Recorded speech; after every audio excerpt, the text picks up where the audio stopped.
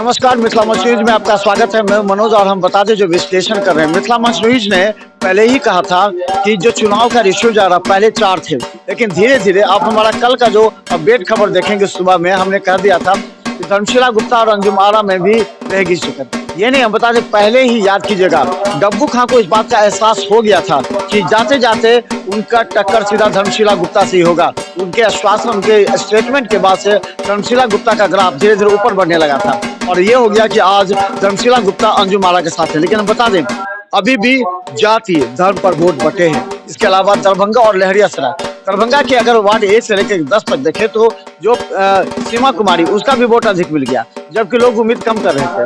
इसके बाद निर्माता नायक को अधिक मिले हैं। कई ऐसे प्रत्याशी थे, तो वार्ड को वाइज अगर बांटा जाए तो आगे बढ़े। लेकिन हम सबसे बड़ी खबर बता दें, अभी के हम अपडेट बता दें, अंजुम आरा को लगभग 27,000 मत मिले हैं। अब तक 27,000 मत अंजुम आरा को मिले हैं। वहीं बता दें धर्मशिला गुप्ता को 20,000 के आसपास, मान लें 20,000 मत मिले हैं। इसके अलावा हम बता दें कि मधुबाला सिन्हा को 15,847 यानी कि 16,000 मत प्राप्त हुए हैं। इसके अलावा अंजनी देवी को 10,433। वहीं निर्माता नायक को 17,000 मत मिले। हमने पहले कहा था निर्माता नायक को जो मत मिल रहे हैं वो कई प्रत्याशियों की नींद और चैन उड़ाने वाले हैं, और यही हुआ भी। 17,000 मत आखिर किस में से गए, ये बात अब विश्लेषण का होगा।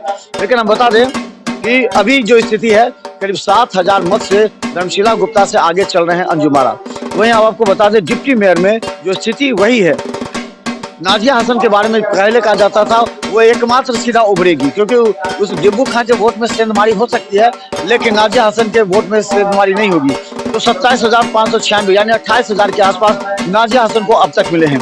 वहीं बता दें कि जो अर्चना झा है, अर्चना झा को 22,411 मत मिले हैं, यानी वो भी दूसरे नंबर पर चल रही हैं। वहीं पिंकी देवी 15,932 मत मिले हैं।